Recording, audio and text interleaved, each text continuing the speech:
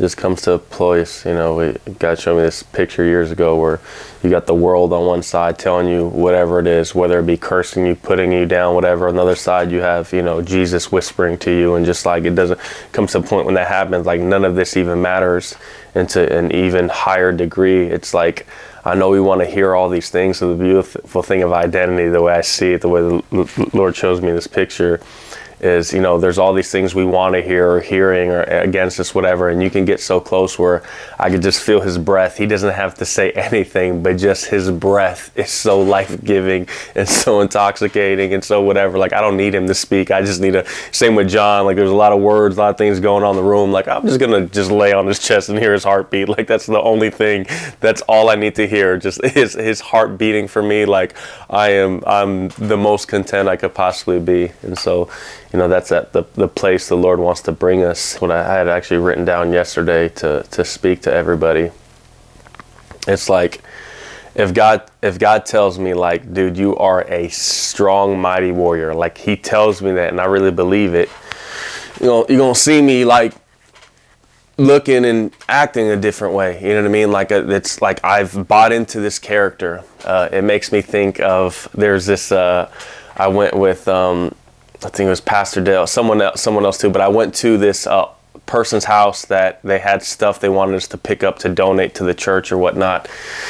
And I kid you not, it was a 100-year-old man that was there, and like he just walks into the room, and like he wasn't like mean looking, but he was like very stern looking.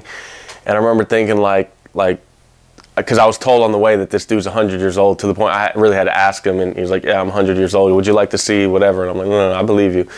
But when he shook my hand, he almost broke my hand, and I was like, oh my gosh.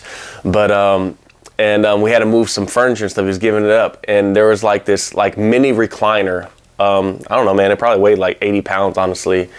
And I put something in the truck. I'm like, I'll get that next class. So I'm going towards it. And man, the way he just leaned down, grabbed this thing, and just walked to the truck and put it, bro, I'll be honest, I was blown away. I'd like never seen nothing like it. I'm like, oh my goodness. He was convinced though that he was strong, and he presented that. And what I wanted to share is, in our sonship, in our identity, I'll be honest, as I was sitting here, it might sound funny, as I was sitting here, looking at the call, and I look at whatever, I was like, how would a king sit? How would a warrior king sit? And I'm like literally positioning myself, and that might sound funny, but like God's spoken to me before, but like it was like yesterday I was making pancakes for Benaiah. And God was like, how would a king make pancakes? And all of a sudden, like, I was mindful of my posture, whatever, like how many times, like, I'm a warrior, I'm whatever, but because I'm sore or whatnot, like I'm moping around the house, or I'm leaning on the counter a certain way and whatever. And honestly, these are all things that are coming against my identity.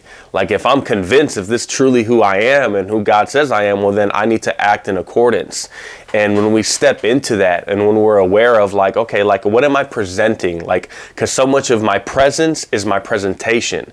And so if I'm not presenting if I don't look a certain way, and that's why we talk about, like being a Christian, being Christ-like, man, I need to speak a certain way. I should have a certain attitude. When certain things happen in life, I should look different. Like,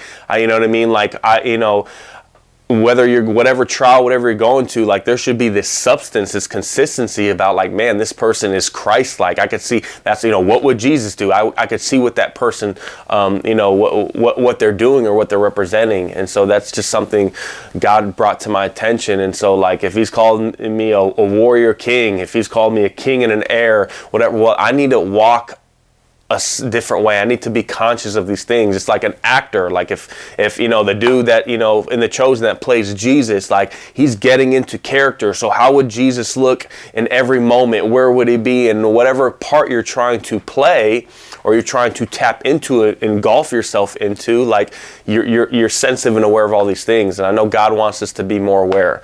So the way we're driving, the way we're delivering mail, the way we're teaching to high school kids, whatever it is, it should be from a place of of identity and who we are. And, you know, when you see people that are convinced that, like, again, I saw a 100-year-old man that believed that he was the strongest, baddest man on earth. And here he is at 100 years old. And I was just like, I couldn't take my eyes off of him, bro. I literally couldn't. I'm like, how are you so? And he wasn't like huge or nothing. He was 100 years old. But like, there was this hardness in the way he bent over and the way he whatever, like, and the way you could tell he was in pain and his probably back was stiff as a board and whatever. But like, none of that was all in the background. Like, what was radiating out of him is strength and discipline and courage and perseverance. Like, of course he was in pain, of course all these things, but like, you didn't see any of that.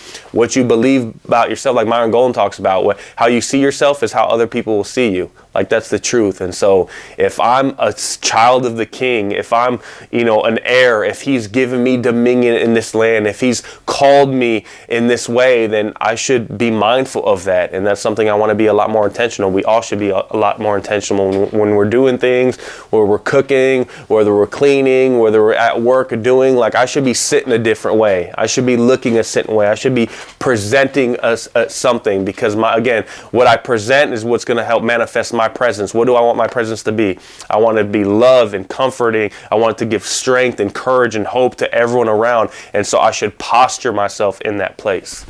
Thank you so much for watching this video. If it spoke to you and you want to receive this coaching each and every day from me alongside with my team, please click the link in the description below and join us today.